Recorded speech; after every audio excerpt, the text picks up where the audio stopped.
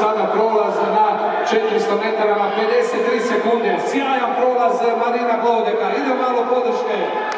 Govdek ili Jan Vuković. Govdek ili Jan Vuković se odvajaju. Vide kad se probjela treće mjesto za Hrvatsku.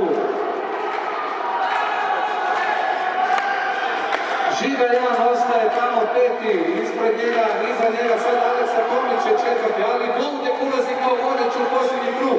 1.21, sjajan prolaz. Da vidimo, imali snage Govdek i Vuković, a ovdje su trči i Aleksa Tomić četvrti.